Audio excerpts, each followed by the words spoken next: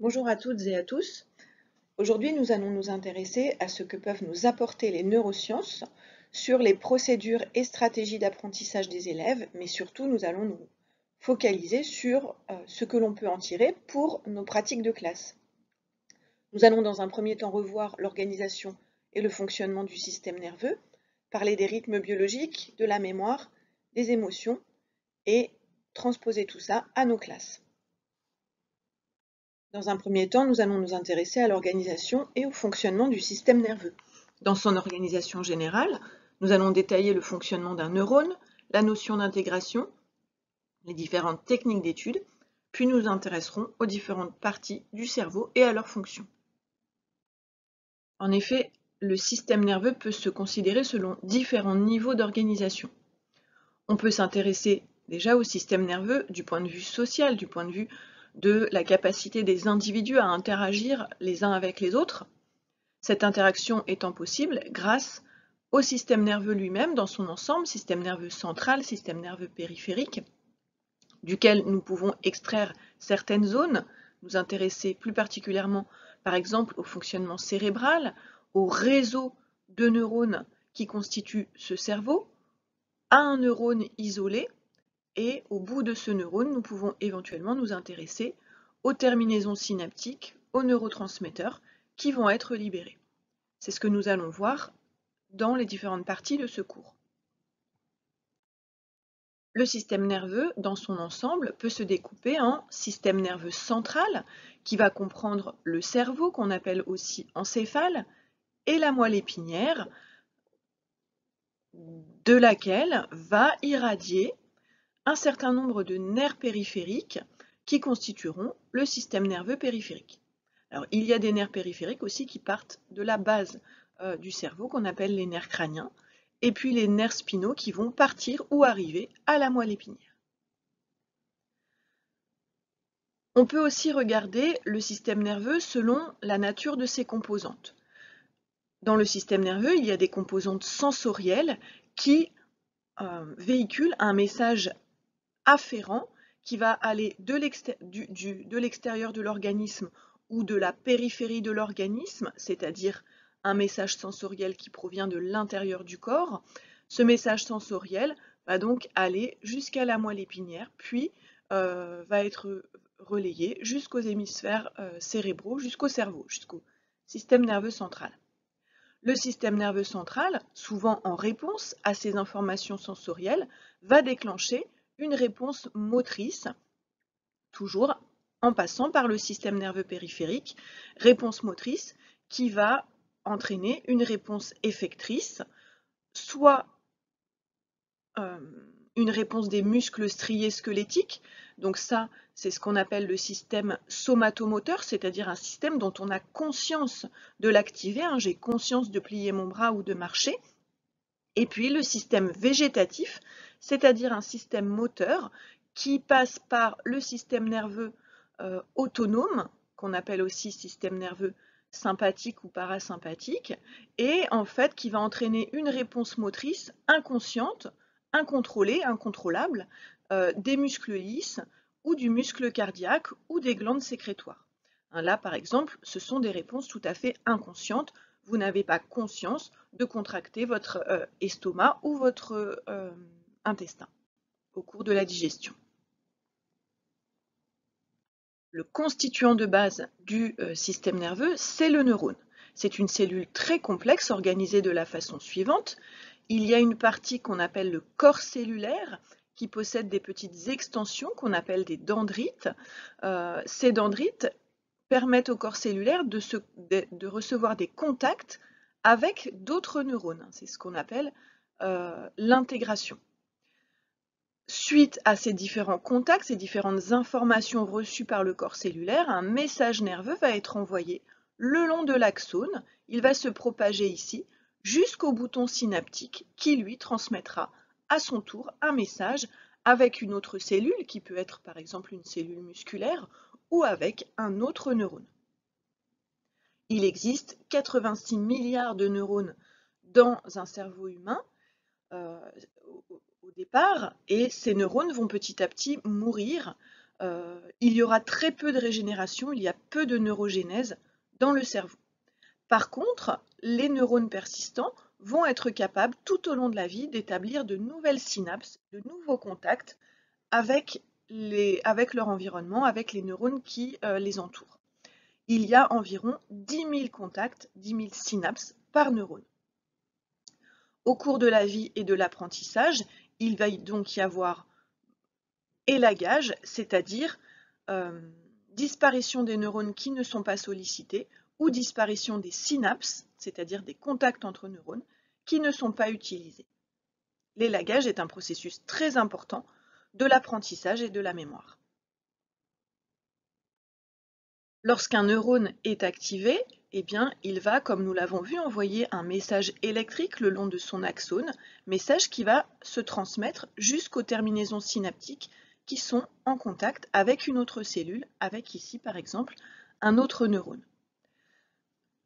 À la terminaison synaptique, eh bien, il va y avoir libération d'une petite molécule chimique qu'on appelle un neurotransmetteur qui va être libéré et qui va se fixer sur des récepteurs qui se trouvent de l'autre côté, sur la cellule cible, donc sur l'autre neurone.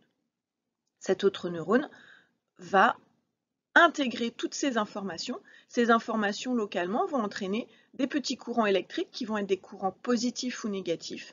La somme de tous ces courants va déclencher ou pas une réponse dans la cellule qui a été stimulée par le premier neurone. Ce signal électrique qui se propage ici le long de l'axone est appelé un potentiel d'action, c'est-à-dire une dépolarisation locale et temporaire de la membrane qui va se propager le long de cette membrane. Les principaux neurotransmetteurs du système nerveux central sont listés ici. Certains sont excitateurs, c'est-à-dire provoquent un courant positif. D'autres sont inhibiteurs et provoquent un petit courant négatif. L'acétylcholine, par exemple, est un neurotransmetteur excitateur à la fois du système nerveux central et du système nerveux périphérique et va jouer un rôle très important dans la contraction musculaire au niveau du système nerveux périphérique, mais également dans la mémoire. La dopamine est un neurotransmetteur excitateur. C'est un neurotransmetteur qui va être produit lors de l'apprentissage et stimuler l'exploration, la vigilance, le plaisir, la mémoire de l'apprentissage. La sérotonine, au contraire, est un neurotransmetteur inhibiteur qui va provoquer calme, réflexion, bien-être. Adrénaline et noradrénaline sont des neurotransmetteurs excitateurs qui vont entraîner des situations de stress, d'attention, d'apprentissage, de sensibilité et de sociabilité. Le GABA est un neurotransmetteur inhibiteur qui entraîne également relaxation et détente. Le glutamate, un neurotransmetteur excitateur qui permet la mémoire et l'apprentissage. Vous voyez que tous ces neurotransmetteurs auront un rôle donné à un moment dans les apprentissages. Alors, qu'appelons-nous en neurosciences l'intégration? Eh bien, l'intégration est liée à plusieurs choses. Lorsqu'un organisme reçoit une information par le biais d'un récepteur, de son système sensoriel, eh bien, il va ensuite comparer cette information, l'analyser à l'aide de ce qui est déjà stocké dans son logiciel, c'est-à-dire dans son système nerveux central. Ces événements-là vont entraîner une intégration, c'est-à-dire une action, ou pas d'ailleurs, qui sera en général une action motrice lorsque cela implique des muscles. Le système nerveux va donc assurer les transferts d'informations entre les différents acteurs de ces différentes voies. Et l'intégration va donc faire appel à une composante importante qui va être la mémoire, les différents types de mémoire, mémoire procédurale, mémoire émotionnelle, etc. Et donc l'intégration précède l'action, la prise de décision, puis l'action. Si l'on regarde la forme des neurones dans le système nerveux central et dans le système nerveux périphérique, on s'aperçoit que les neurones du système nerveux central possèdent de très nombreuses dendrites et des formes parfois assez hétéroclites. Ces nombreuses dendrites vont permettre aux neurones du système nerveux central de réaliser de très nombreuses connexions avec les neurones voisins. Et ces connexions, ces ramifications vont permettre justement la modulation du signal et l'intégration et vont permettre de former des réseaux très complexes au niveau du cerveau, alors qu'en effet, les réseaux de communication sont beaucoup plus simples au niveau du système nerveux périphérique. Cette expérience ici vous montre comment évolue un réseau neuronal au cours de l'apprentissage. Ici, nous avons donc un individu qui a été entraîné. Donc, voici l'imagerie de son réseau neuronal avant l'entraînement.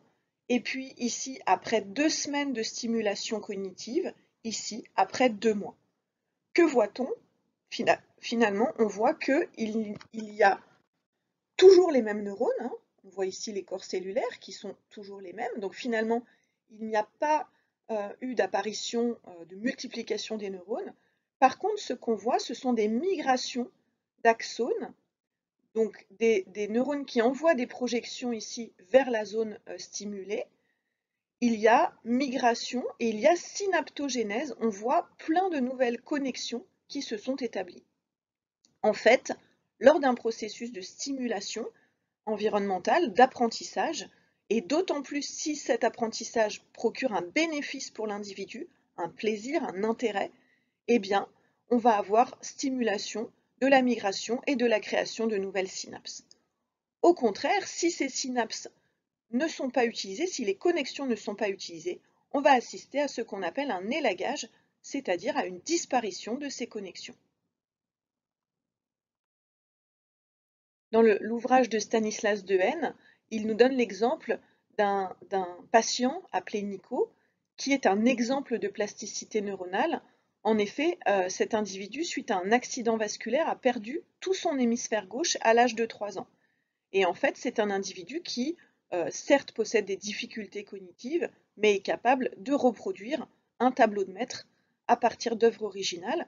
Et en fait, pourquoi? Eh bien parce que il a réorganisé ses connexions à l'intérieur de son hémisphère gauche et il a développé tout un tas de fonctions qui, au départ, étaient portées par... pardon, là, il a développé dans l'hémisphère droit les fonctions qui, au départ, auraient dû être portées par l'hémisphère gauche, en réorganisant les connexions synaptiques. Les différentes régions du cerveau ne se développent pas au même moment de la vie, de la croissance, du développement. Et c'est pour ça d'ailleurs qu'il est très important pour un enseignant de savoir de quoi sont capables les élèves à quel moment. Le développement du cerveau se fait d'abord avant la naissance par un processus surtout très important de prolifération cellulaire et de migration des neurones qui vont s'installer pour constituer le système nerveux central et périphérique. Un peu avant la naissance, on a déjà un développement très important de ce qu'on appelle le cortex sensorimoteur, les sens et la motricité. Cela se voit en échographie. On voit que le bébé, par exemple, tête son pouce, bouge, et on voit que les fonctions sensorielles et motrices commencent à être vraiment stimulées. Une deuxième partie du cortex va se développer tout de suite après, et surtout dans la première année, c'est le cortex pariétal et temporal, c'est-à-dire le cortex d'association. Et puis, la troisième partie qui met plus de temps à se développer et qui va atteindre son maximum, vous voyez, autour de 4 à 6 ans, eh bien, c'est le cortex préfrontal. Nous allons voir par la suite à quoi servent ces différentes aires. Si l'on regarde la densité neuronale chez des individus d'âge différents, eh bien on voit qu'au moment de la naissance, on a un certain nombre de neurones avec des connexions qui sont relativement limitées. À 8 ans, finalement, si on regarde dans la même zone, on s'aperçoit que le nombre de neurones est quasiment le même, mais par contre, les connexions sont extrêmement nombreuses. Et puis, à 14 ans, on a toujours le même nombre de neurones, mais avec des connexions qui sont moins nombreuses, ce qui montre qu'il y a eu un élagage. Au départ, il y a fabrication de connexions dans toutes les directions, et puis seules les connexions qui sont utilisées vont être conservées. Donc, finalement, on voit qu'à 14 ans, on a quand même plus de compétences qu'à 8 ans, mais malgré un nombre de connexions qui est réduit. Pourquoi? Parce que ces connexions, seules les connexions efficaces utilisées ont été stabilisés. Maria Montessori a parlé pendant longtemps de période sensible. En fait, en neurosciences, on s'aperçoit que ça correspond au développement de neurones impliqués dans un certain nombre de fonctions. On voit par exemple que les fonctions sensorielles, en effet, la vision, l'audition, vont être mises en place très tôt et sont déjà présentes à la naissance. Alors, quand il y a une diminution, ce n'est pas qu'il y a une baisse de la fonction, c'est qu'il y a une baisse du développement des synapses sur ces neurones. Et puis on voit ensuite que vous allez avoir un développement des neurones impliqués, par exemple ici, dans la numération, dans le contrôle des émotions. Les fonctions les plus tardives, en fait, vont être en effet les comportements prosociaux, ici, qui vont apparaître à partir de 2-3 ans, vous voyez, et se stabiliser en fait durant l'enfance. Le langage commence très tôt ici, et puis on continue à avoir des développements de connexion encore pendant les premières années, jusqu'à 7 ans ici. La numération, pareil, la numération, ça démarre vers 2-3 ans, et puis hop, ça se stabilise. Voilà. Donc en fait, on s'aperçoit que il y a des périodes où les neurones sont en train de se développer, sont en train d'établir tout un tas de connexions avec les neurones voisins. Et évidemment, ça sera pendant cette période-là que l'enseignant va jouer un rôle majeur, que les apprentissages vont pouvoir se mettre en place de façon très efficace.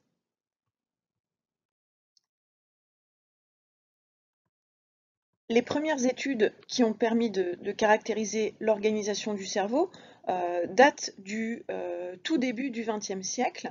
C'est Golgi et Ramon y Caral ou Weigert qui ont proposé des techniques de coloration qui ont permis de mettre en évidence la notion de réseau neuronal d'abord, et puis la notion de cellules neurones.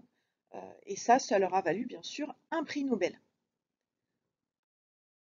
Aujourd'hui, pour caractériser les réseaux neuronaux, on va utiliser un peu le même principe, c'est-à-dire aussi des colorations avec des marqueurs fluorescents que l'on peut injecter soit dans la terminaison synaptique et qui vont remonter jusqu'au corps cellulaire, soit dans le corps cellulaire et qui vont descendre jusqu'à la terminaison synaptique, de telle sorte à identifier comment s'organisent les réseaux, les contacts entre neurones.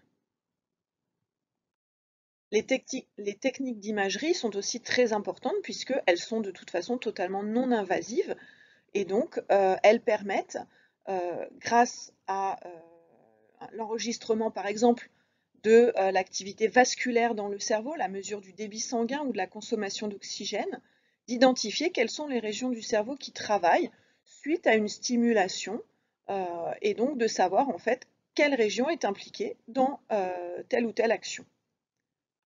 On peut réaliser également de la tomographie par émission de positons qui consiste à injecter un capteur qui va être métabolisé, un capteur radioactif qui va être métabolisé dans les zones qui sont activées par le cerveau. Et donc ça permet de voir par exemple que quand on entend certains mots, c'est la zone pariétale ici qui va être activée, alors que ici on voit activation du cortex visuel primaire lorsque l'on stimule visuellement. Lorsque l'on écrit des mots, on voit que c'est cette région-là qui va être activée, ou lorsque l'on parle, eh bien, la zone du langage se trouve ici, au niveau du lobe frontal. Donc ça, c'est une autre technique d'imagerie qui n'est pas invasive. On peut également enregistrer l'activité électrique externe avec le magnétoencéphalogramme. Cette technique est totalement inoffensive, on peut même la réaliser sur des enfants pour pouvoir, en effet, identifier quelles sont les régions actives dans le cerveau. Alors, voyons maintenant l'organisation fonctionnelle du cerveau. Le cerveau va être constitué par les hémisphères cérébraux, hémisphère droit, hémisphère gauche, le bulbe olfactif qui va se trouver à l'intérieur des deux hémisphères, le cervelet qui se trouve ici à l'arrière, la protubérance annulaire et le bulbe rachidien qui se trouve ici à la base du cerveau avant le départ vers la moelle épinière. Si l'on opère une coupe transversale ici selon ce plan-là du cerveau, eh bien on va voir qu'à l'intérieur du cerveau, à l'intérieur des deux hémisphères, droit et gauche, les deux hémisphères sont donc entourés par une structure qu'on appelle le cortex, qui contient les corps cellulaires des neurones, et à l'intérieur, on observe des trous, d'abord, des espaces vides qu'on appelle les ventricules cérébraux, des structures foncées qui contiennent aussi des corps cellulaires qu'on appelle les ganglions de la base, et puis ici, une structure qu'on appelle le thalamus, ou le diencéphale, avec l'hypophyse et l'hypothalamus. Nous allons voir maintenant à quoi servent ces différentes zones, mais souvenez-vous déjà de ce qu'on appelle le cerveau reptilien. Le cerveau reptilien, ça va être ici le métencéphale, la protubérance annulaire et le cervelet, qui vont permettre des fonctions physiologiques primaires. Le cerveau est un tout petit organe, il représente seulement 2% du poids corporel. Par contre, c'est un organe très consommateur d'énergie. Il reçoit 15% du débit cardiaque, consomme 20% de la consommation totale d'oxygène, 25% de la consommation du glucose, 60% de son activité est liée au fonctionnement des neurones, à l'activation de certains neurones. La consommation du cerveau est stable, quelle que soit l'heure du jour ou de la nuit, quelle que soit votre activité physique ou intellectuelle, car il y a toujours une zone du cerveau qui travaille. Donc, que vous soyez endormi, éveillé, en train de vous concentrer sur vos cours, en train de faire du sport ou avachi devant la télé, il y a toujours une zone du cerveau qui travaille et il y a toujours la même consommation énergétique par le cerveau. Les études d'imagerie que je vous ai présentées précédemment nous ont permis de savoir, d'identifier dans le cerveau où se trouvent les différentes régions et leurs différentes fonctions. Si on part de l'arrière, ici au niveau du lobe occipital, on va avoir le cortex visuel primaire, donc ici la vision qui est liée à la petite pointe ici du cerveau, et le cortex visuel associatif, c'est-à-dire là où vont se faire l'association entre ce qui a été vu et les autres régions du cerveau. Ici, vous allez avoir la zone sensorielle, ici la zone somatosensorielle, c'est-à-dire l'analyse du sens du toucher, par exemple de la peau et de la langue. Donc ici en tout cas les aires sensorielles, ici les aires motrices, juste devant la fente ici, qui partage les hémisphères.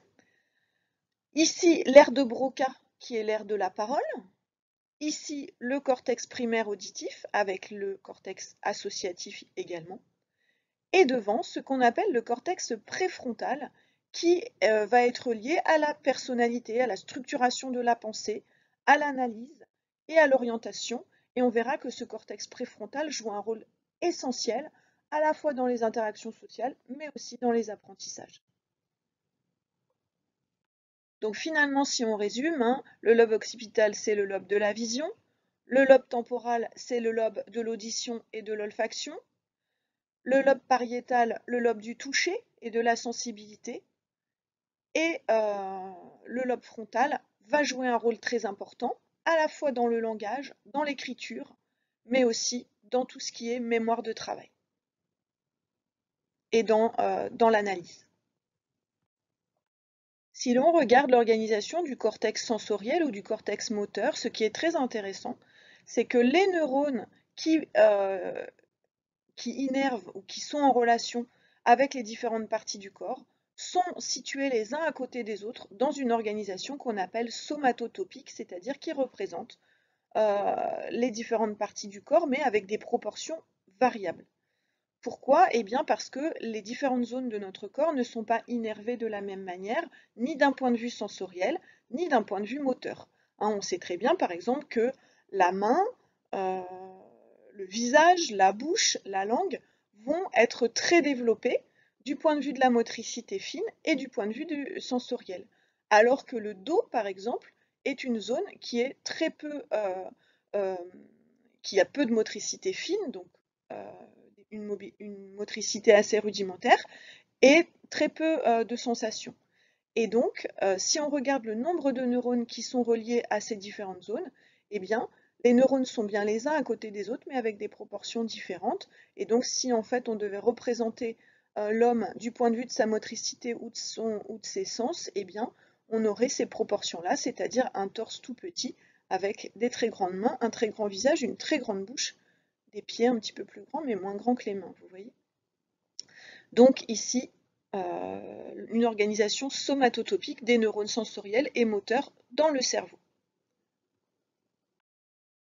Alors si l'on regarde les différentes zones du cerveau, non pas cette fois en termes de répartition dans le cerveau, mais les différentes couches hein, en termes de profondeur, on va dire, on avait identifié tout à l'heure le néocortex, c'est-à-dire les hémisphères cérébraux avec le cortex. Donc cette zone-là hein, va être très impliquée dans la perception, les mouvements et l'intégration, notamment intégration des sens et des mouvements. Le paléocortex, c'est-à-dire les ganglions de la base que je vous ai montré précédemment, sont impliqués également dans le relais des mouvements. Et qu'est-ce qui va être très important pour nous? C'est cet archicortex qui va être constitué du système limbique, de l'amygdale et de l'hippocampe. Pourquoi? Parce que ces deux réseaux-là sont impliqués à la fois dans l'émotion, dans la mémoire et dans l'apprentissage. Vous les revoyez ici hein, d'une autre manière. En fait, ici, vous avez le cortex qui va être autour et à l'intérieur, le gyrus singulaire, donc qui constitue le système limbique, qui va jouer un rôle dans les émotions. L'hippocampe ici qui va être impliqué dans l'apprentissage et dans la l'hippocampe pardon, qui est ici impliqué dans l'apprentissage et dans la mémoire, et l'amygdale impliquée également dans l'émotion et dans la mémoire.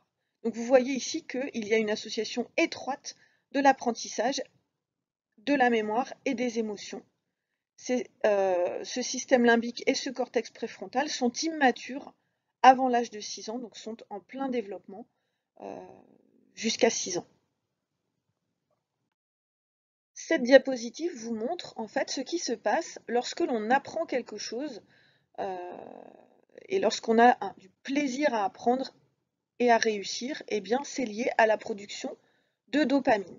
On a ici en fait des neurones dopaminergiques qui vont envoyer un neurotransmetteur qui s'appelle la dopamine vers les neurones du cortex qui sont impliqués dans l'émotion, dans les sentiments, dans le plaisir et même envoyer un message vers le système limbique de telle sorte qu'on mémorise que cette activité-là nous a donné du plaisir.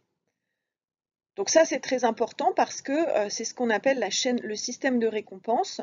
Quand on réussit quelque chose, quand on apprend quelque chose de nouveau qui est intéressant, eh bien on va produire de la dopamine.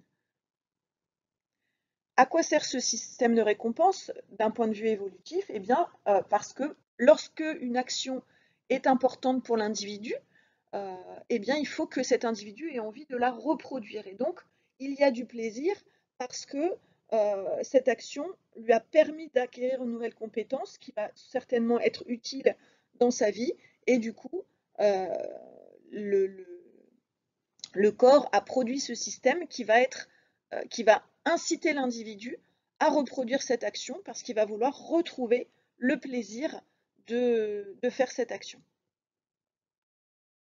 Nous allons nous intéresser maintenant aux rythmes biologiques, aux périodicités de ces rythmes, aux différentes phases du sommeil, à leur lien avec les fonctions cognitives et nous allons évoquer rapidement quelques besoins alimentaires. Rappelons tout d'abord ce qu'on appelle la pyramide des besoins selon Maslow, pyramide des besoins qui nous dit que finalement les besoins se construisent les uns après les autres, mais la base c'est la satisfaction des besoins physiologiques. La faim, la soif, la sexualité chez l'adulte, la respiration, le sommeil, l'élimination, et que rien ne peut se construire tant que ces besoins physiologiques ne sont pas assouvis. Donc c'est pourquoi il est très important de prendre en compte les rythmes biologiques des enfants, des élèves, pour pouvoir ensuite construire tout le reste et les apprentissages sur cette base solide. Il existe différents rythmes biologiques. On appelle un rythme circadien, un rythme biologique qui est compris entre 20 heures et 28 heures. On parle de rythme infradien lorsque on a un rythme qui est au-dessus de 28 heures et ultradien lorsque le rythme est en dessous de 20 heures. On parlera de rythme nictéméral parce que le nictémère, c'est l'alternance de jour et de nuit imposée par le soleil. Donc on parlera de rythme nictéméral si ce rythme s'ajuste parfaitement à l'alternance de jour et de nuit. Un exemple, le rythme veille-sommeil, le rythme de la température corporelle, le rythme de la production de certaines hormones comme les glucocorticoïdes sont des rythmes circadiens et même nictéméraux. Le cycle menstruel chez la femme, la reproduction chez certains animaux sont des rythmes infradiens, voire circannuels. Le rythme de la respiration, de la fréquence cardiaque sont des rythmes ultradiens. Alors pourquoi j'ai distingué la notion de rythme circadien et de rythme nictéméral? Eh bien parce que en fait, nous avons dans notre génome, dans notre corps, dans notre cerveau, l'existence d'un rythme indépendamment même de la présence ou pas du soleil, de l'alternance des jours et des nuits. Comment on a montré ça? Eh bien, il y a des dizaines d'années, il y avait une expérience qui avait été réalisée, c'est ce qu'on appelle une expérience d'isolement temporel. Des bénévoles, des volontaires avaient été isolés dans une grotte, sans donneur de temps, donc sans montre, sans réveil, sans rien. Ils étaient dans une grotte et ils sont restés là plusieurs semaines et ils étaient reliés à des capteurs qui enregistraient leur activité. Eh bien, on se rendait compte que même en absence d'informations jour-nuit, en absence de donneur de temps, eh bien, ces personnes-là avaient un rythme naturel, un rythme biologique qui était compris entre 20 heures et 28 heures. C'était jamais exactement 24 heures, mais c'était toujours autour de 24 heures. Donc on a dans nos gènes, dans notre cerveau, un rythme biologique qui existe. Ce rythme biologique, puisque l'on vit sur Terre et que l'on a l'information solaire en permanence, eh bien ce rythme biologique, il va être entraîné par le soleil, c'est-à-dire que l'alternance de jour et de nuit va nous caler sur un rythme de 24 heures, alors que dans nos gènes, ce rythme, il est entre 20 heures et 28 heures. Et ça, c'est ce qu'on appelle l'entraînement. Alors, les jeunes parents le savent très bien. L'entraînement, par exemple, ça, on le voit aussi avec les bébés. Quand un bébé vient au monde, eh bien, euh, il dort un peu n'importe quand dans la journée. Ça dure un mois, voire même plus. Là, au départ, c'est totalement anarchique. Il dort n'importe quand. Et puis, au bout de quelques semaines, on s'aperçoit qu'il y a quand même une espèce de régularité, même si cette régularité n'est pas absolue. On s'aperçoit que le bébé se met à dormir, on va dire, il fait 4 grosses siestes et puis une période de sommeil plus longue pendant la nuit, mais que c'est pas toujours parfaitement, c'est pas tous les jours à la même heure, mais c'est à peu près aux mêmes périodes. Là, justement, c'est ce qui nous montre que le bébé, en fait, a un rythme endogène, mais qu'il n'est pas encore calé sur le soleil. Et au bout encore de quelques semaines ou quelques mois, là, le bébé se met à dormir toutes les nuits, fait des petites siestes dans la journée, fait des grandes nuits. Et donc là, il a un rythme qui est régulier, il s'endort, il se réveille toujours à la même heure. Là, ça y est, il a été entraîné par les donneurs de temps. L'information qu'il a reçue du soleil lui permet de se synchroniser. Alors, bon, évidemment, tout ça varie d'un enfant à l'autre, hein, ça ne se met pas en place toujours avec la même chronologie. C'est pour ça aussi qu'on vous dit toujours que les bébés, c'est important de leur donner cette information, c'est-à-dire qu'un bébé qui fait la sieste l'après-midi, il ne faut pas le mettre dans le noir complet, il faut le laisser voir la lumière du soleil un petit peu. Pourquoi? Pour que son cerveau puisse se caler sur l'alternance jour-nuit. Qu'est-ce qui nous permet tout ça? Eh bien, c'est cette fameuse glande pinéale. La glande pinéale est une toute petite glande ici qui se trouve enfouie au cœur du cerveau. Et cette glande pinéale, en fait, elle reçoit à partir de l'œil des informations visuelles euh, et elle reçoit en fait l'information jour-nuit, la présence du soleil ou de la lumière. Cette glande pinéale, dès que le soleil se couche, elle se met à produire de la mélatonine. Et cette mélatonine, c'est notre chef d'orchestre des rythmes biologiques. Donc on voit ici, production de mélatonine pendant la nuit et la journée, il n'y a pas de mélatonine. Nous allons voir maintenant quelles sont les phases qui constituent notre sommeil. Le sommeil est caractérisé par plusieurs phases. Ici, vous avez la phase d'éveil, et puis vous avez des phases de sommeil de plus en plus profonds. La phase de sommeil paradoxal, c'est-à-dire la phase de sommeil pendant laquelle on rêve, en vert ici, étant la plus proche de l'éveil, et puis on va rentrer dans un sommeil de plus en plus profond, avec des stades qu'on appelle de 1 à 4. Le stade de sommeil profond, c'est le stade 4, c'est le stade le plus récupérateur et le plus important pour les procédures d'apprentissage. Vous voyez sur ce schéma que dans la première partie de la nuit, on a beaucoup plus de phases de sommeil récupérateur, de sommeil profond, qui sont plus longues et plus nombreuses, et on en a beaucoup moins dans la dernière partie de la nuit. À partir de 3 heures du matin, on ne rentre plus en sommeil profond. Au contraire, on a de plus en plus de phases de sommeil léger, sommeil paradoxal. Vous voyez, on rentre, on descend en phase 1, puis on remonte. La nuit étant caractérisée par plusieurs cycles, c'est-à-dire plusieurs phases de descente jusqu'au stade 4, puis remonter, puis redescendre, puis remonter. Et vous voyez que ces cycles en fait se raccourcissent et plus on avance dans la nuit, moins on rentre dans les phases de sommeil profond. Que se passe-t-il si on se couche plus tard? Eh bien, le cycle n'est pas décalé. Si on se couche par exemple ici à 1 heure du matin, eh bien on va commencer sa nuit de cette façon-là.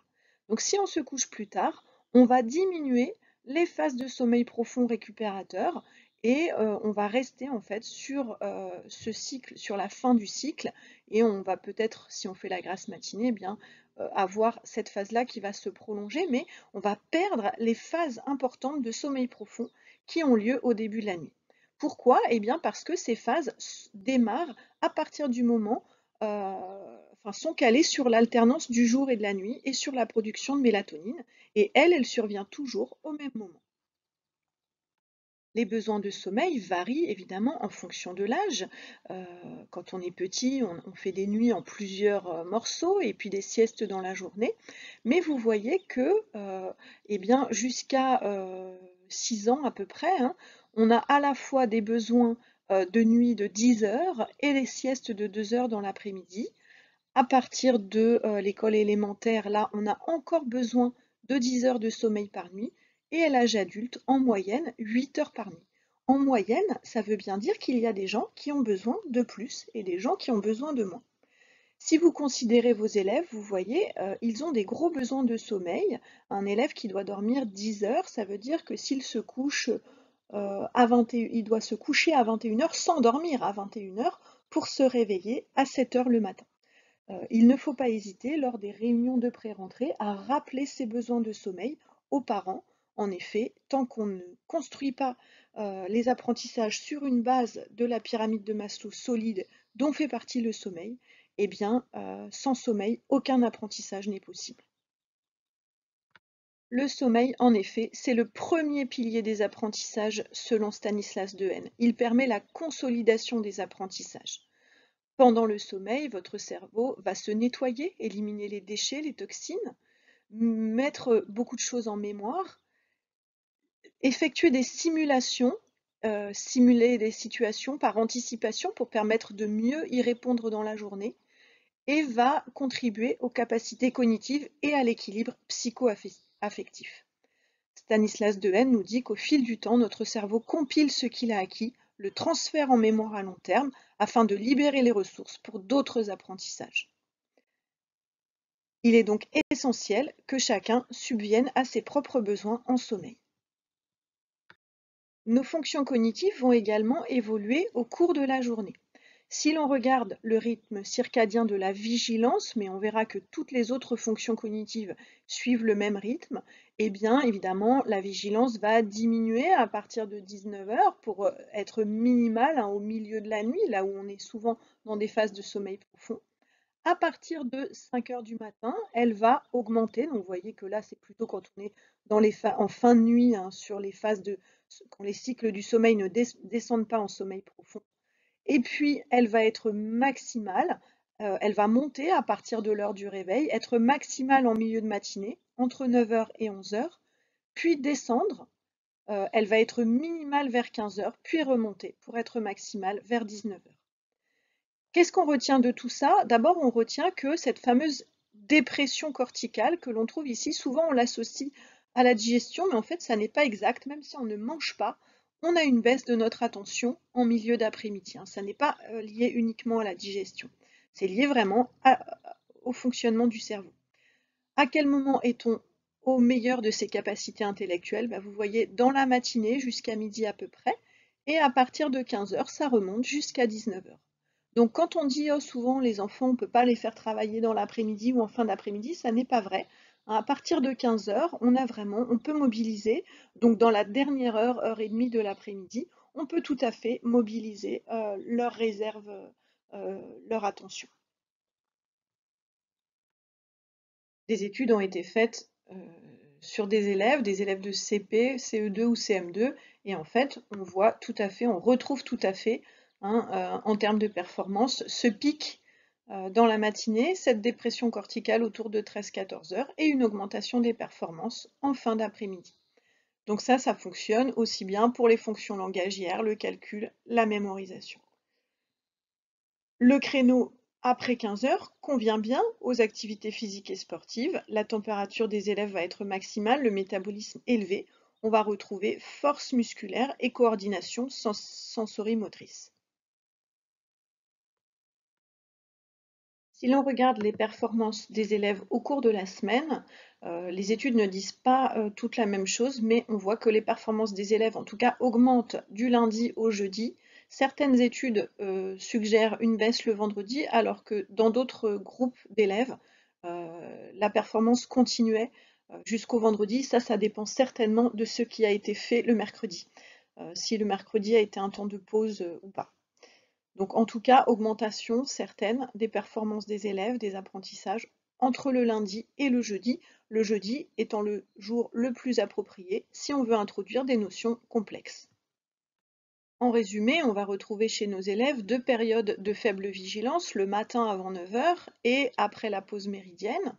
Donc on peut à ce moment-là, le matin avant 9 heures, effectuer des rituels, des rappels, réserver les plages de forte vigilance pour les apprentissages nouveaux, les performances, donc aussi bien dans la matinée qu'à partir de 15 heures. Tout ça permettra de systématiser, de mobiliser des acquis, travailler le renforcement, faire des activités physiques et sportives qu'il faudra prescrire après le repas car la tension est à son minimum. On va éviter à cette période-là des apprentissages nouveaux, mais on va pouvoir faire des activités plaisir, activités artistiques, lecture, etc. Dans la semaine, hein, le lundi et peut-être le vendredi sont les périodes de faible vigilance, mardi, mercredi, jeudi étant les périodes de forte vigilance. Sur l'année, il faudra faire attention à la fatigue qui survient au moment des vacances de printemps et à la fin de l'hiver. Tout cela ne veut pas dire que pendant les temps de vigilance plus faibles, il ne faut rien faire.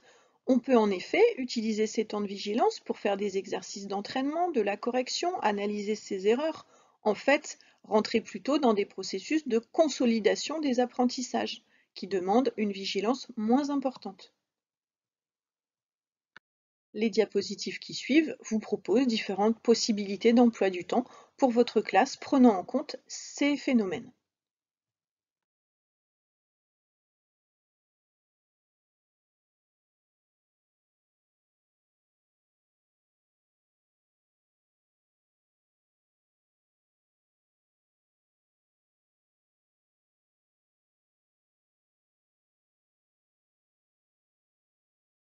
Vous trouverez également ici quelques références bibliographiques ou cytographiques sur les rythmes scolaires.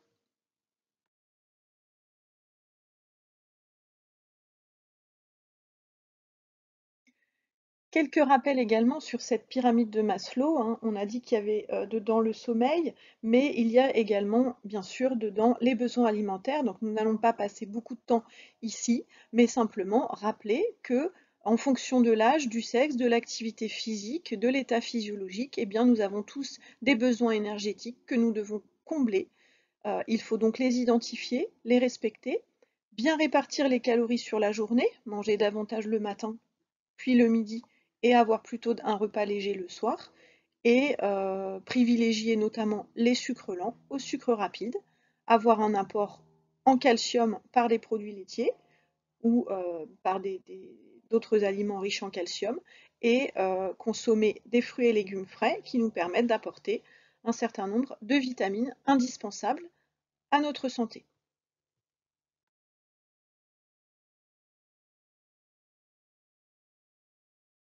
Les repas doivent être fractionnés, 4 repas par jour maximum.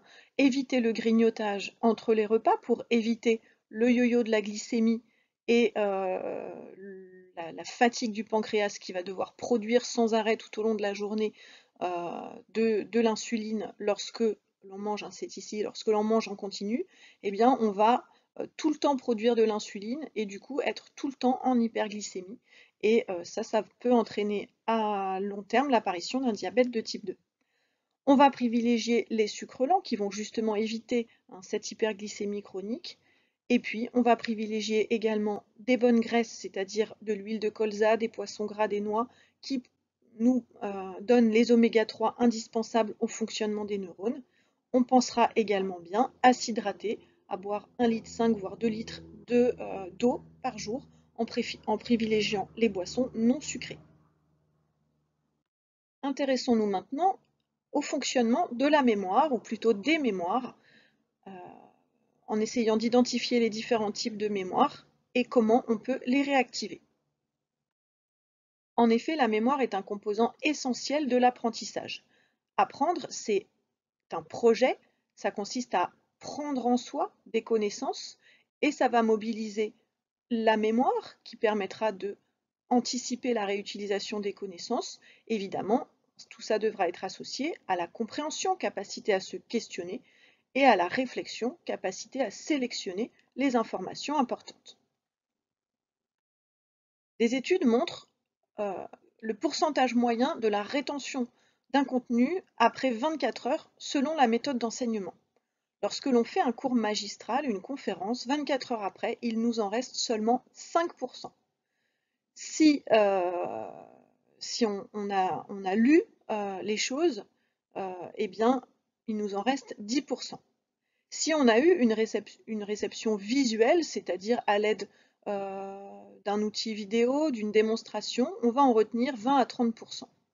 Lorsque l'on s'est engagé de façon active dans l'apprentissage, par une discussion, un travail de groupe, une mise en pratique, voire même lorsque l'on a enseigné, c'est-à-dire transmis aux autres ce que l'on a appris, eh bien on en retient plus de la moitié, voire même 90% si soi-même on le transmet. Donc vous voyez que cela montre que la participation active à un enseignement augmente la capacité de se le remémorer le lendemain. On parle souvent de la mémoire, mais il s'agit en fait des mémoires. Il existe plusieurs sortes de mémoire. La mémoire à court terme, qu'on appelle aussi mémoire de travail, qui nous permet de mémoriser tout ce qui se trouve autour de nous à un instant donné, mais dont on n'a pas forcément besoin demain. Ce dont on aura besoin demain et les jours suivants, c'est stocké dans la mémoire à long terme, qui contient différents paramètres. La mémoire explicite, par exemple la mémoire sémantique, mémoire des phrases, la mémoire épisodique, la mémoire des événements, mais aussi la mémoire implicite, la mémoire des émotions, la mémoire des procédures. Toutes ces mémoires étant évidemment en interrelation, et au contraire, plus on les met en interrelation, plus on fait du lien entre ces choses, plus cette mémoire va être ancrée. Pour stocker quelque chose dans la mémoire à long terme, il va y avoir 3 étapes.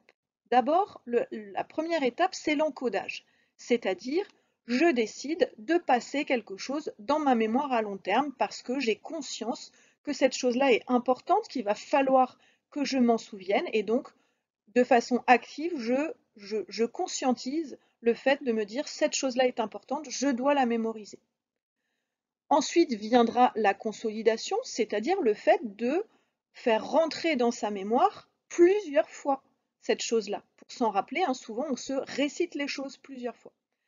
Et enfin, le dernier point pour fixer définitivement quelque chose dans sa mémoire, c'est ce qu'on appelle le rappel. Hein, la consolidation, c'est quand on fait rentrer quelque chose dans sa mémoire. Le rappel, c'est quand on fait ressortir cette chose-là de sa mémoire. C'est-à-dire lorsqu'on se récite les choses, lorsqu'on les utilise, lorsqu'on les met en pratique, eh bien, on a fait ressortir les choses de sa mémoire, on a stimulé les neurones qui avaient mis en mémoire, et du coup, les connexions vont être stabilisées dans le temps. Ces trois événements-là sont extrêmement importants et doivent avoir lieu. Souvent, le dernier, on l'oublie. Hein. Par exemple, on lit sa leçon plein de fois, ça c'est la consolidation, mais le rappel, c'est se la faire réciter, l'utiliser, la mettre en pratique. Et cette phase-là, elle est indispensable à la mise en mémoire à long terme. Les mémoires sont localisées à différents endroits dans le cerveau. La mémoire de travail est liée au lobe frontal. Hein, des gens qui ont des accidents vasculaires cérébraux dans le lobe frontal parfois perdent la mémoire immédiate. Ils ne se souviennent plus de ce qu'ils ont fait il y a une minute. La mémoire des épisodes est liée au lobe frontal, occipital, pariétal, temporal. Hein, on en trouve dans tous les lobes. Pourquoi? Parce que dans la mémoire épisodique, il y a plusieurs composantes. Une composante visuelle, une composante kinesthésique, une composante auditive, etc. Donc on va trouver des mémoires épisodiques dans tous les lobes. La mémoire sémantique est plutôt liée au lobe frontal et temporal, qui est le lobe de la parole. La mémoire procédurale liée au cervelet. L'hippocampe, petite structure du système limbique que l'on a déjà observé tout à l'heure dans une diapositive, va permettre l'encodage des souvenirs. Petite précision, des fonctions comme la mémoire et la parole ne sont pas localisées dans une zone spécifique du cerveau. La mémoire et la parole sont liées à différentes zones du cerveau. Elles mettent en jeu des zones du cerveau éloignées les unes des autres qui vont communiquer entre elles. Souvent, on vous demande quel type de mémoire avez-vous? Et on vous fait faire certains tests de mémorisation. Vous pouvez faire celui-ci par exemple. Vous répondez aux différentes questions, soit en cochant non, soit en cochant oui. Et si vous cochez oui, eh bien vous cochez la case grise. Quand vous aurez fini la totalité du test, vous faites la somme des cases grises dans les trois colonnes. Diapositive suivante. Toutes les cases que vous avez cochées dans cette ligne-là correspondent à un score V, ici A et ici K, V pour visuel, A pour auditif et K pour kinesthésique. Alors souvent on pense qu'on est visuel ou auditif ou kinesthésique. Si vous faites ce type de test, vous allez vous apercevoir qu'en fait, vous trouvez souvent des scores qui sont répartis entre les trois, avec parfois deux scores qui sont identiques et au-dessus du troisième. Pourquoi? Parce qu'en effet, la plupart des mémoires sont multiples. Nous avons tous ces trois composantes de la mémoire et nous pouvons travailler les trois composantes, même si nous avons parfois une ou deux dominantes. Vous trouverez quelques informations complémentaires sur les deux liens qui figurent sur cette diapositive. Pour travailler sa mémoire visuelle, pendant le cours, on peut prendre des notes bien claires, utiliser des couleurs, surligner, observer bien la trace écrite qui figure au tableau. Lorsque l'on travaille, il faut faire des dessins, des tableaux, des graphiques, récapituler sur des fiches. Lorsque l'on veut mémoriser, essayer d'associer des images à la matière, à ce que l'on est en train de travailler, voire même visualiser mentalement ces cahiers, leurs couleurs, leur mise en forme, le plan, pour faire revenir les images dans son cerveau. Il faut rechercher des images, des photos, des vidéos pour illustrer les cours, réécrire parfois les parties qui posent problème, et les gens qui ont une dominante visuelle doivent éviter de travailler en musique parce qu'en général, ils n'arrivent pas à intégrer d'informations auditives en même temps que des informations visuelles. Pour travailler sa mémoire auditive, il faut entendre le cours, réciter à haute voix, privilégier des explications courtes et pas trop de détails, car la mémoire auditive a une capacité de stockage beaucoup moins importante que la mémoire visuelle. Avant de mémoriser, il faudra donc bien trier les idées principales. Pendant le cours, il faut être attentif, participer, Pour travailler son cours, il faut échanger avec les personnes compétentes, avec les enseignants, avec vos camarades. Réciter les cours à voix haute peut aussi améliorer la mémorisation. On peut enregistrer ses cours et les repasser si nécessaire. On peut y associer une mélodie, une chanson que l'on va écouter pendant que l'on travaille. Alors certains élèves préfèrent travailler dans le bruit. Pourquoi? Parce que la lutte contre le bruit va leur permettre de s'isoler et va permettre l'isolement nécessaire à la concentration. D'autres, au contraire, préfèrent le silence car ils sont hypersensibles au bruit et ne parviendront pas à s'en affranchir. Donc, vous devez prendre ça en compte, aussi bien dans votre travail personnel que dans vos classes. La plupart des gens ont une composante kinesthésique qu'ils peuvent également travailler. Cette composante kinesthésique est souvent fortement associée aux émotions, aux ambiances, à l'attachement que l'on peut avoir à l'enseignant, par exemple, ou à la matière. Les kinesthésiques ont besoin de favoriser le concret, les expériences. Pour travailler sa mémoire kinesthésique, il faut participer activement au cours, faire des liens avec ce que l'on a déjà appris, ce que l'on a déjà vécu, reformuler les cours en marchant ou en manipulant des objets. Ainsi, lorsque l'on manipule à nouveau ces objets, la mémoire vous reviendra. En classe, il va falloir prendre en compte les kinesthésiques qui sont les élèves les plus difficiles à accompagner en classe. Pourquoi? Parce qu'en général, on ne supporte pas que les élèves bougent, on a peur qu'ils ne soient pas concentrés, que leurs mouvements gênent les autres. Pourtant, ces élèves-là, les élèves qui ont des fortes composantes kinesthésiques, eh bien, ne peuvent pas apprendre sans bouger. Alors, il va falloir organiser la classe pour leur permettre le mouvement nécessaire à leurs apprentissages. On peut par exemple leur fixer un élastique sur leur table ou sur leur chaise. On peut leur donner des chaises sur lesquelles on n'est pas assis mais agenouillé, ou alors des bureaux qui se déplacent avec des élèves qui restent debout à leur bureau.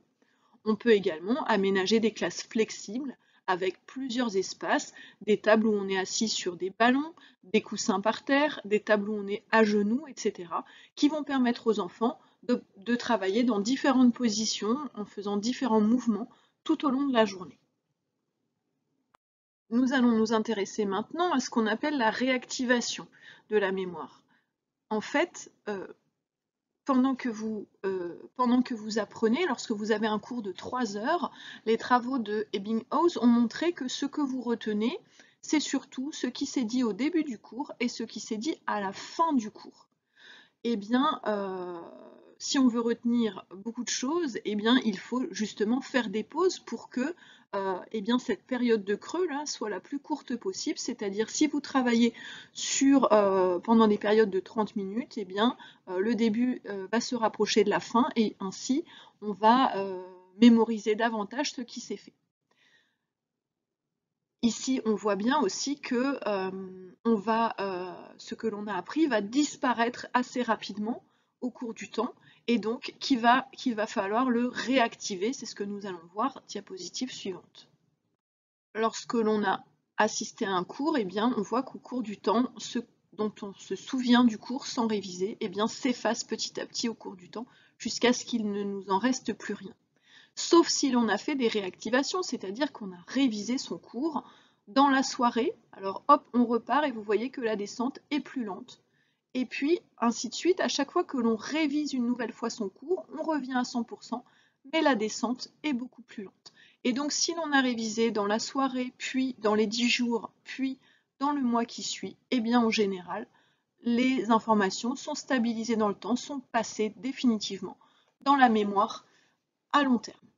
Alors réactiver, ça veut dire quoi? Ça veut dire relire son cours, le redire à voix haute, le réexpérimenter ou le réexpliquer à quelqu'un. Nous allons entrer maintenant dans les processus d'apprentissage, les intelligences multiples, l'attention et le lien avec les émotions. On appelle cognition tout ce qui concerne le traitement de l'information par le cerveau, d'ailleurs y compris les émotions. Les fonctions cognitives représentent tous les processus cérébraux mentaux par lesquels on acquiert, on traite, on conserve, on récupère, on utilise l'information pour agir. Donc tout ce qui concerne le traitement. Les principales fonctions cognitives sont la perception, les émotions, le langage, les mémoires, les attentions, les gnosies, perception, reconnaissance, identification, capacité à savoir reconnaître, hein, les praxis, capacité à savoir faire des gestes, les habiletés visuospatiales et temporospatiales ou les fonctions exécutives. Les fonctions exécutives entrant en jeu vont être la flexibilité cognitive, l'inhibition, le raisonnement, la logique, la pensée abstraite, la prise de décision, le jugement, l'anticipation, la planification, l'organisation, la motivation, l'initiative ou la résolution de problèmes. Vous voyez que c'est extrêmement varié. Ce qui est très intéressant, c'est de comprendre que l'histoire des courants pédagogiques aujourd'hui peut s'expliquer à travers les neurosciences, à travers ce que l'on connaît du fonctionnement du cerveau.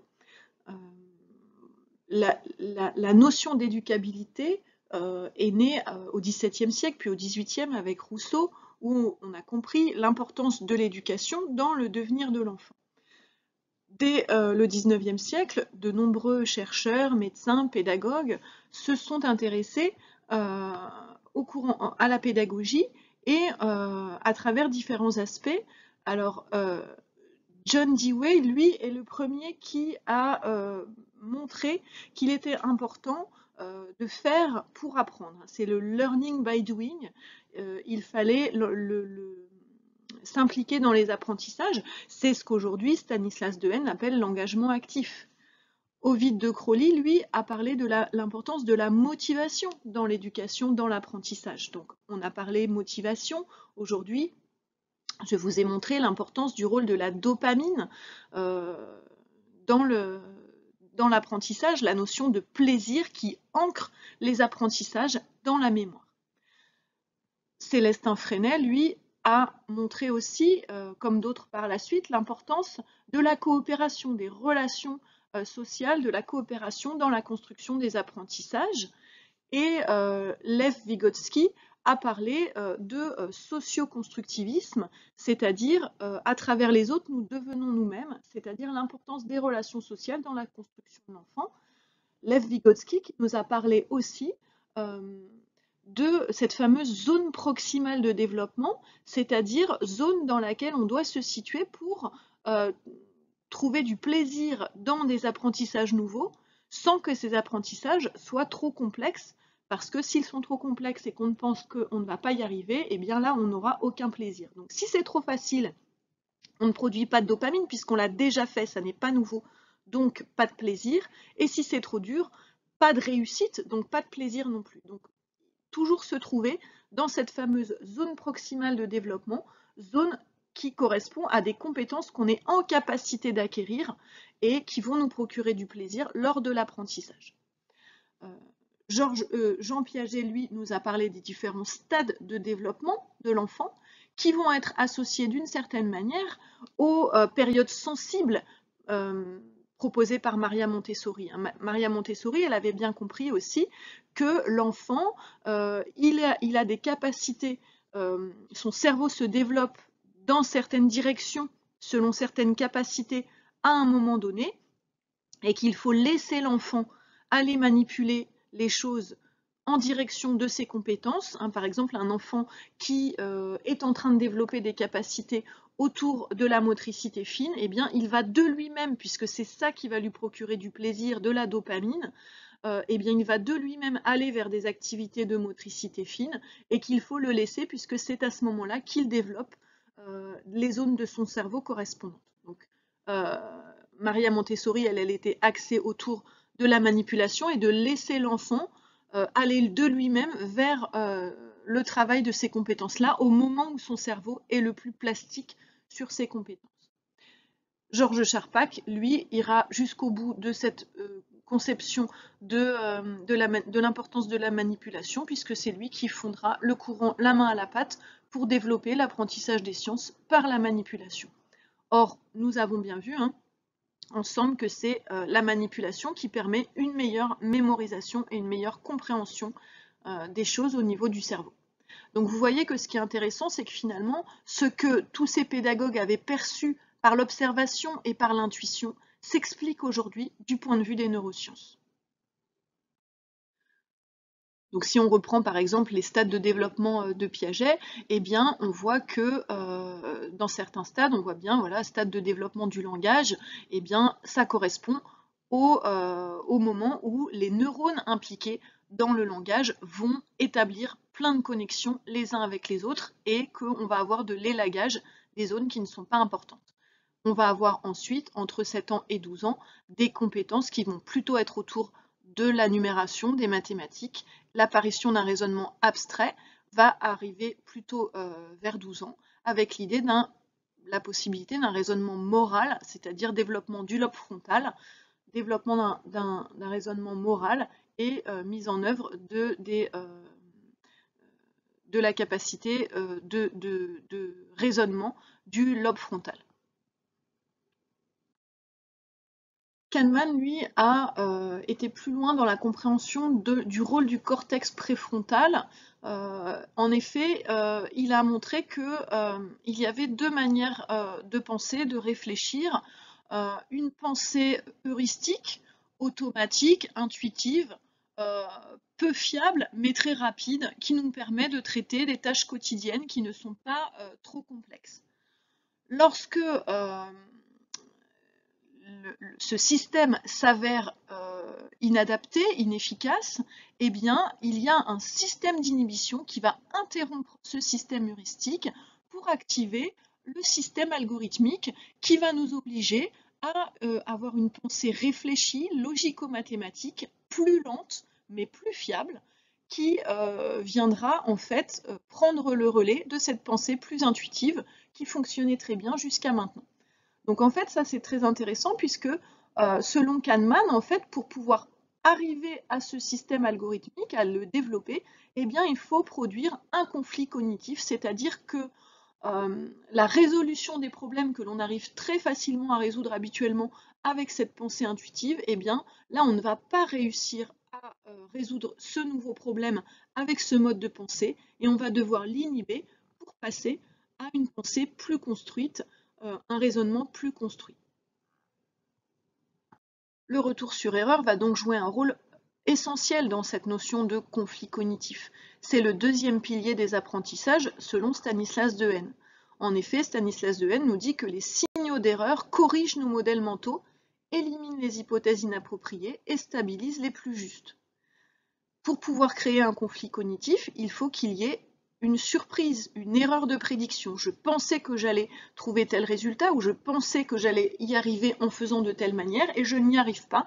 Il y a une surprise, ça entraîne l'inhibition de mon lobe préfrontal et le switch, le changement vers une pensée logico-mathématique. Donc ça nécessite bien sûr de faire ce qu'on appelle du neurofeedback, c'est-à-dire un retour d'information, la correction d'erreurs, de la méta-analyse, l'analyse de la procédure qui était mauvaise pour la déconstruire.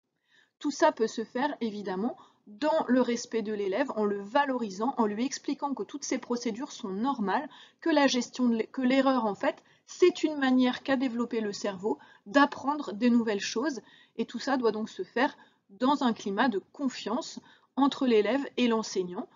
L'erreur n'est pas une faute, l'erreur n'est pas une sanction, l'erreur, ça fait partie du processus d'apprentissage et on doit faire des erreurs pour continuer à apprendre de nouvelles choses et à acquérir de nouvelles compétences.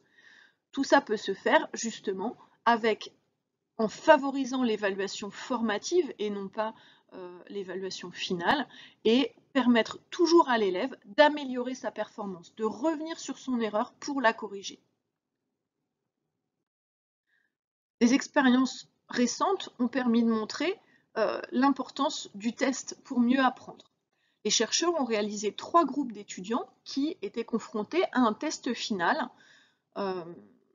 Ces 3 groupes d'étudiants révisaient de la manière suivante. Le groupe 1 étudiait pendant un certain temps, puis pendant le même temps se testait, c'est-à-dire ils se faisaient des quiz ou échangeaient entre eux pour discuter.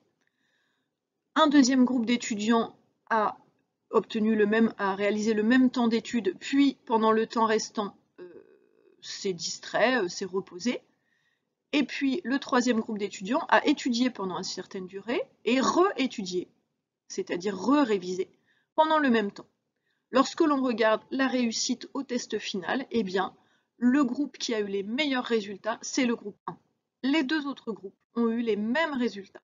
Donc ça veut dire que ça n'est pas de relire et relire et relire à l'infini ces leçons qui est important. Ce qui est important, c'est une fois qu'on a appris sa leçon, de faire, on avait dit que ça s'appelait du rappel, d'accord? C'est-à-dire, on utilise ses connaissances, on récite, on se teste, on met en pratique, et tout ça nous aide à beaucoup mieux assimiler. Rappelons aussi également que depuis plusieurs années maintenant, on sait que les intelligences sont multiples. On a parlé de l'intelligence logico-mathématique, mais cette intelligence qui est très valorisée dans le système scolaire n'est pas la seule, et il est très important de mobiliser et de valoriser vos élèves dans leurs différents types d'intelligence. Il y a l'intelligence verbo-linguistique, sa capacité à penser, saisir, exprimer des idées. L'intelligence corporelle et kinesthésique, capacité à utiliser et exprimer avec son corps. L'intelligence interpersonnelle, sa capacité à agir et réagir avec les autres, à aider, à collaborer, à partager. Ça, c'est une intelligence qui est extrêmement importante dans la vie sociale. L'intelligence visuelle et spatiale, capacité à percevoir et se représenter le monde. Une intelligence naturaliste, écologique, sa capacité à observer, reconnaître, classifier la nature. Une intelligence musico-rythmique, capacité à reconnaître, interpréter, créer des musiques, des rythmes. Et puis l'intelligence intrapersonnelle, sa capacité à se connaître soi-même, à s'introspecter ou à être intuitif. Évidemment, nous possédons tous ces multiples intelligences et chacune peut être travaillée et développée. Il est important, en effet, de ne pas prendre l'intelligence comme quelque chose de figé, comme quelque chose qui est là à un instant donné et sur lequel on ne peut pas intervenir. Albert Jacquard disait « L'intelligence n'est pas une chose que l'on reçoit, c'est quelque chose que l'on construit ». Et Binet, le créateur des tests d'intelligence, parlait quand même d'éducabilité et d'extensibilité de l'intelligence. On n'est pas réduit à un QI. Le QI de chacun évolue avec le temps et les compétences, l'intelligence évolue avec le temps. Pour mobiliser les intelligences multiples en classe, il est déjà important de se connaître soi-même et de comprendre un peu le rapport que l'on a avec notre propre ou avec nos propres intelligences. Ensuite, de bien former ses élèves, leur apprendre à se connaître, à identifier et à mobiliser leurs intelligences multiples sans trop catégoriser. Il est important de questionner et d'adapter ces pratiques pédagogiques en mobilisant de façon transversale le maximum de types d'intelligence et en proposant différentes approches, des approches qui vont mobiliser ces différentes formes d'intelligence. Tout ça peut se faire en incitant la coopération, en mettant en place des procédures de différenciation, des exercices différents, mais même en modifiant les modalités de travail des élèves, en favorisant les échanges entre pairs, en diversifiant également les modalités d'évaluation. Il faudra absolument éviter de catégoriser certains élèves en disant « toi, tu as une intelligence logico-mathématique, par exemple, ou tu ne l'as pas », en utilisant que certaines formes d'intelligence et pas toutes les formes d'intelligence pour chaque élève. Il faut éviter aussi de se dire, par exemple, en mathématiques, on ne travaille que l'intelligence logico-mathématique. Non, on peut mobiliser plusieurs types d'intelligence dans chaque matière, dans chaque séance. Nous allons nous intéresser maintenant à l'attention. L'attention est définie comme l'ensemble de circuits neuronaux qui sélectionnent, amplifient et propagent les signaux auxquels nous accordons de l'importance et multiplient par 100 ou par 1000 leur représentation en mémoire. Posner propose 3 circuits pour la mobilisation de l'attention. D'abord, le premier circuit, c'est l'alerte, c'est-à-dire quelque chose va attirer notre attention. Ensuite, le deuxième circuit, c'est le filtrage ou l'orientation, c'est-à-dire l'effet pop-out, quelque chose qui attire notre attention ou focalise notre attention parmi d'autres événements qui nous paraissent moins importants. Pourquoi? Parce que minoritaires et qui nous conduisent à une interprétation rapide. Enfin, le dernier point, c'est le contrôle exécutif, c'est-à-dire la capacité de porter une attention étroite sur un événement et de pouvoir raisonner. Par exemple, lorsque vous regardez ces lignes, et que si je vous demande ces lignes sont-elles parallèles, assez rapidement et de façon intuitive, vous allez me dire qu'elles ne le sont pas parce qu'elles ne vous paraissent pas parallèles. Mais vous allez exercer un contrôle exécutif, c'est-à-dire que vous allez regarder et vous allez vous dire que entre chaque ligne ici, on dirait bien en effet qu'il y a la même distance si on regarde de chaque côté, et donc que ces lignes doivent être parallèles, et que ce qui me les fait sembler séquentes, c'est à cause des petits carrés noirs et blancs qui sont décalés. Donc ça doit être un effet visuel. Donc vous voyez, différents niveaux. L'alerte, c'est à peu près regarder par ici. Le filtrage ou l'orientation, c'est « Ah, il y a quelque chose, il y a un détail qui attire mon attention ».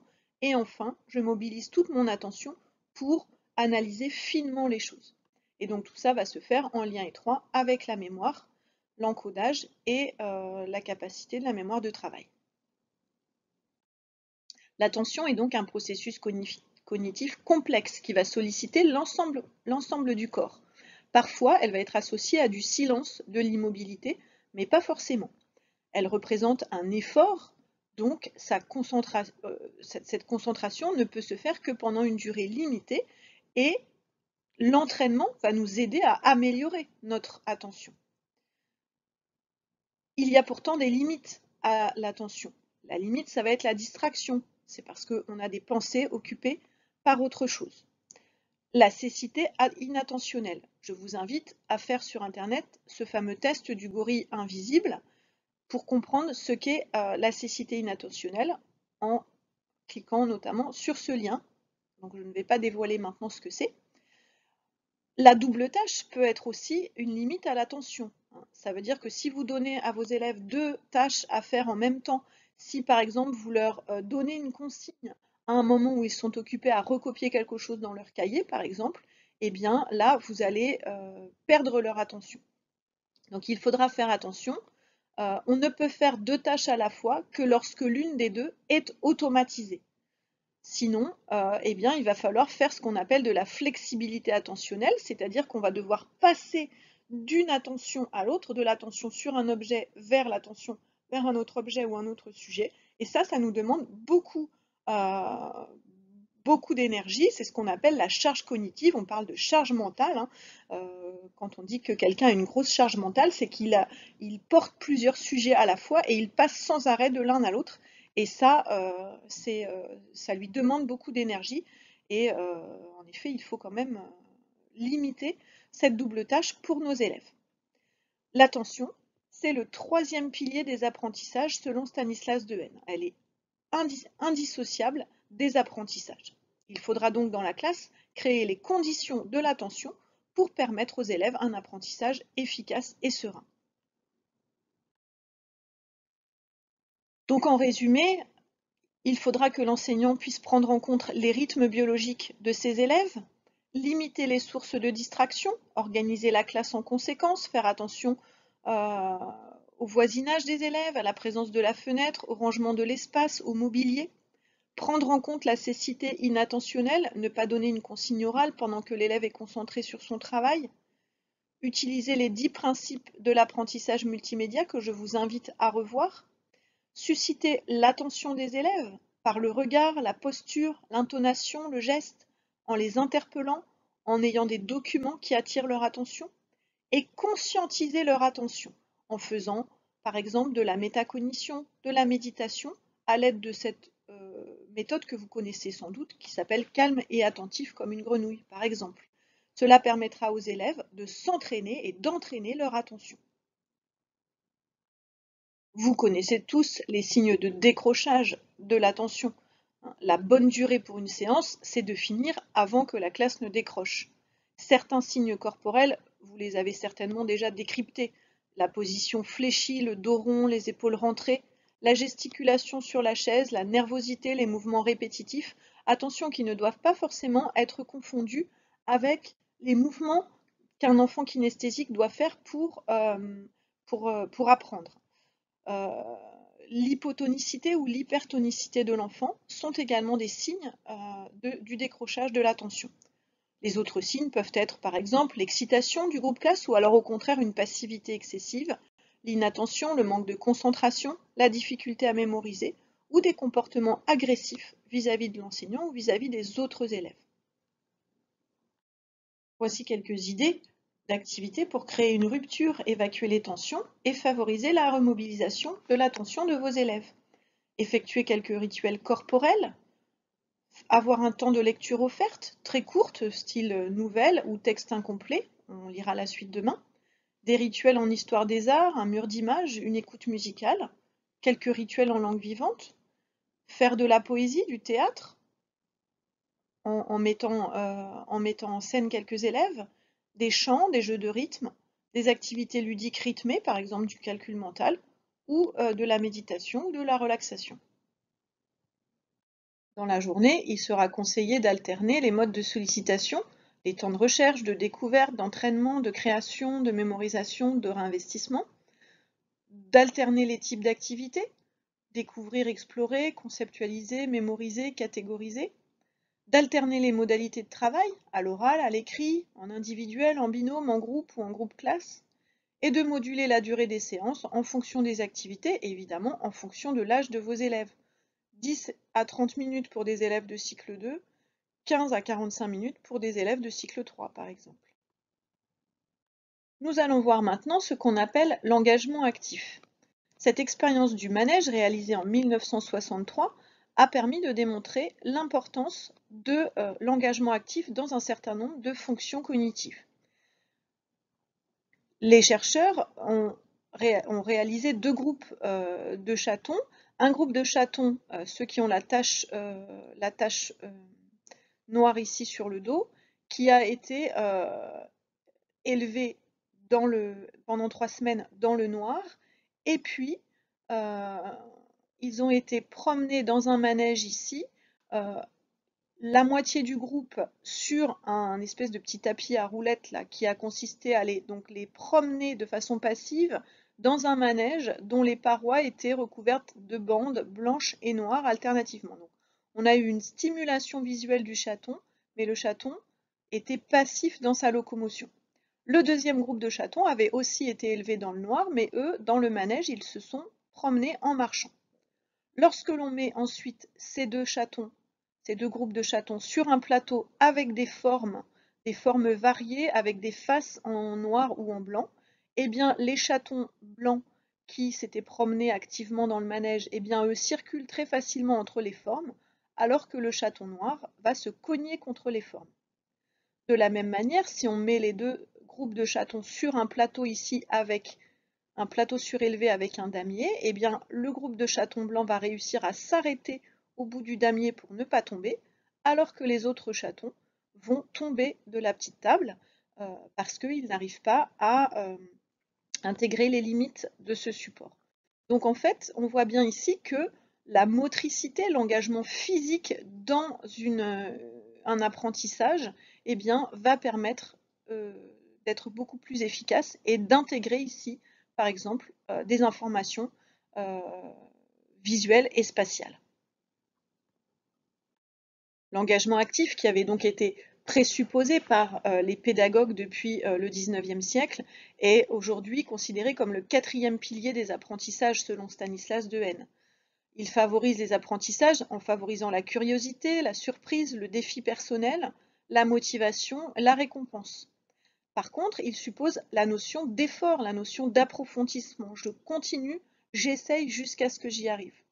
Le rôle de l'enseignant va donc être de fournir un environnement d'apprentissage progressif, structuré, explicite et conçu pour le guider vers les apprentissages. L'élève n'est pas livré à lui-même avec la complexité de l'apprentissage. Il s'agit de lui apprendre à faire tout seul, comme le disait Maria Montessori. Voyons maintenant comment les émotions peuvent jouer un rôle dans les apprentissages. Selon le modèle de Damasio, il existe des émotions d'arrière-plan essentiellement liées à des fonctions physiologiques. Donc c'est le reflet global de l'état d'être. Donc là, par exemple, ça va être lié à votre glycémie, par exemple, à votre état de fatigue, etc. Ces émotions d'arrière-plan peuvent déclencher des émotions primaires, la joie, la tristesse, la colère, le dégoût, la peur, la surprise, qui, elles, peuvent entraîner des émotions plus complexes, des émotions sociales, comme la sympathie, la honte, la culpabilité, l'orgueil, l'envie, la gratitude, l'admiration, l'indignation ou le mépris. Vous avez sans doute déjà appris la notion de neurones miroirs, c'est-à-dire des neurones qui incitent les élèves dans leurs apprentissages à imiter ce qu'elles observent. Ils sont impliqués dans l'imitation et ils sont impliqués également dans le déchiffrage des intentions et des émotions de la personne que l'on observe. Les neurones fuseaux, eux, vont jouer un rôle important dans l'empathie immédiate, dans l'intuition. Ils sont impliqués dans la conscience et le contrôle de soi. Ces deux types de neurones vont jouer un rôle important et là vous mesurez l'importance du modèle de l'enseignant et l'importance éventuellement du jeu d'imitation et l'importance de la contagion des émotions. Un enseignant qui arrive en classe contrarié, en colère, eh bien il va facilement transmettre ses émotions à ses élèves. Ces élèves vont, par contagion, imiter ces émotions sans pouvoir mettre un mot sur ces émotions. Donc il va être très important en classe de nommer ces émotions, c'est-à-dire partant de la notion de contagion des émotions, être capable de nommer ces émotions. On peut s'aider ici d'un petit jeu avec différentes émotions sur un petit dé qui permet d'exprimer son émotion.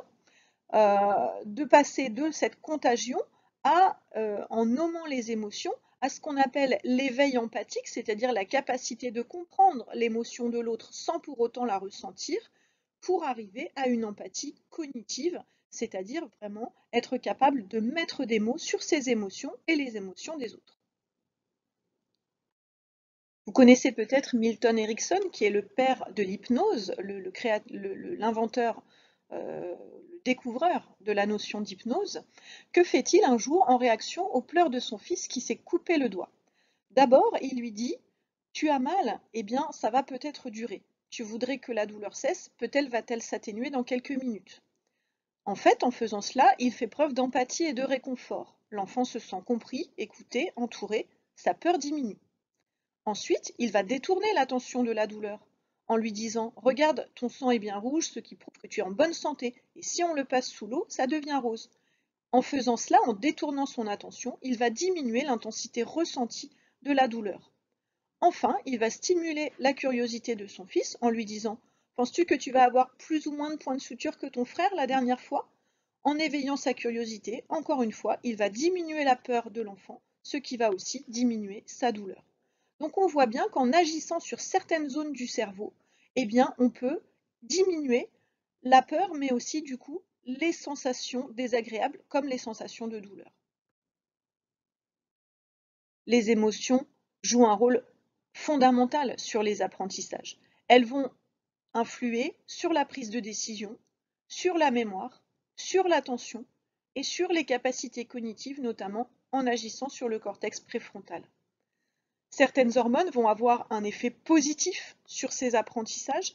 La sérotonine, on a dit qui était l'hormone du bien-être, la dopamine, l'hormone du plaisir, les endorphines, hormones du plaisir également, l'ocytocine, hormone de l'attachement.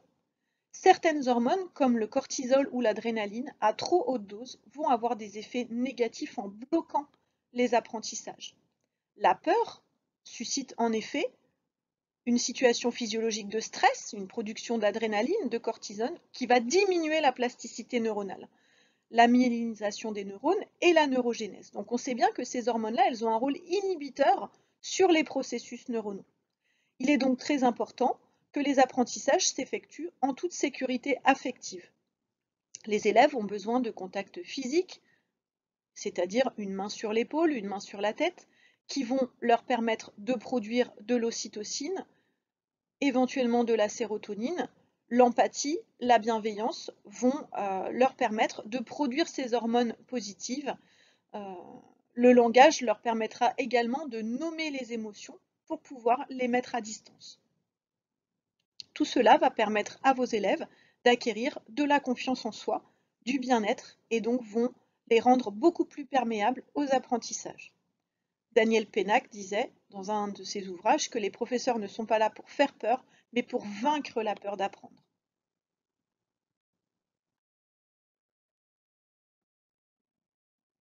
Un petit exercice pour illustrer la diversité des représentations mentales. Si je vous dis « pensez à une voiture de Formule 1 », fermez les yeux et pensez à une voiture de Formule 1.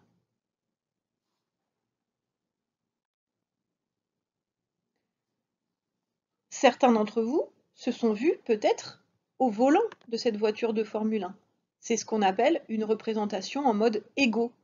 Dès la naissance, on est capable de cette représentation. C'est une représentation séquentielle, topokinesthésique, comme un GPS en 2D. Certains, au contraire, se sont vus sur le côté de la voiture, en représentant la voiture en mode hétéro, c'est-à-dire comme une chose que l'on voit, ou une autre personne. Certains, et là c'est possible seulement chez les enfants à partir de 5 ans, ont vu la voiture vue du dessus, en mode 3D, comme un GPS 3D, en mode halo, c'est-à-dire en représentation globale, topographique. Tout ça illustre qu'en fait, lorsqu'on vous propose de penser à quelque chose, eh bien vous en avez tous des représentations mentales très différentes. Il sera très important en tant qu'enseignant que vous ayez conscience que lorsque vous dites quelque chose, chacun de vos élèves le voit ou se le représente d'une façon différente. Nous pouvons refaire l'exercice. Si je vous dis pensez à un chat, allez-y, fermez les yeux et pensez à un chat.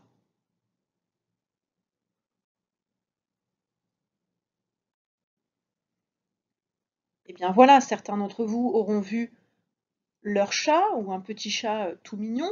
Certains auront vu une représentation plutôt de dessin animé, comme celui-ci ou comme le chapeauté. Certains ont une représentation négative du chat et voient le chat qui mord, qui griffe. Certains n'ont pas forcément eu de représentation visuelle, mais ont senti la douceur des poils du chat ou le bruit de son miaulement ou de son ronronnement.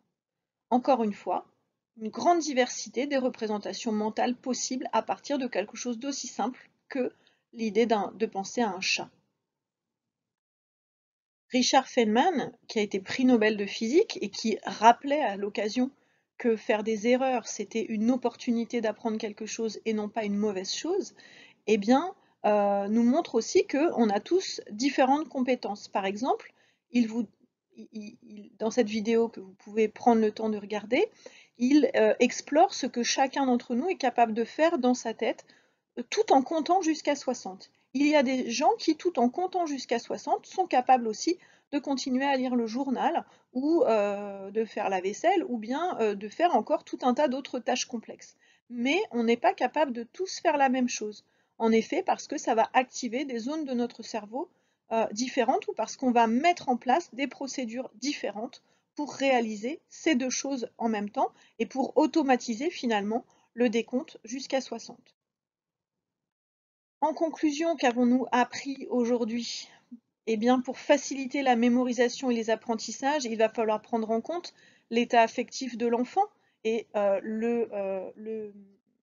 lui permettre d'être dans un état affectif positif, tenir compte de ses représentations mentales, de ses périodes sensibles, comprendre les différentes modalités perceptives et organiser le matériel pédagogique en conséquence, lui permettre une réalisation sensorimotrice, c'est-à-dire kinesthésique, expliciter les choses, avoir des objectifs clairs pour que l'enfant puisse savoir qu'est-ce qu'il a à faire et du coup être en situation de réussite et produire de la dopamine, décomposer la tâche, la planifier, entraîner, susciter le plaisir chez ses élèves, des émotions positives, mobiliser leur attention, leur engagement actif, créer des liens entre les différentes fonctions cérébrales, entre les différentes mémoires, créer des associations, espacer les apprentissages pour les réactiver, faire du neurofeedback et revenir sur les erreurs, les inciter à avoir une gratification différée, c'est-à-dire à faire des efforts, à aller jusqu'au bout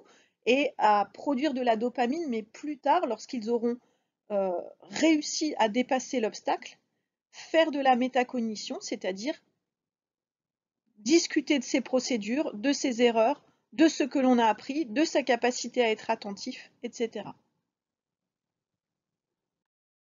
Ce petit livre d'André Giordano et Jérôme Salté peuvent vous aider à transposer pour vos élèves tout un tas de situations qui aident les élèves à apprendre, pour poser un problème, gérer ses erreurs, gérer l'information, s'exprimer clairement. Ce cours a été construit à partir de la bibliographie qui vous est donnée ici, sachant que d'autres ressources vous ont été données au fur et à mesure du diaporama. Je serai donc maintenant à votre disposition pour répondre à vos questions pendant 1 heure.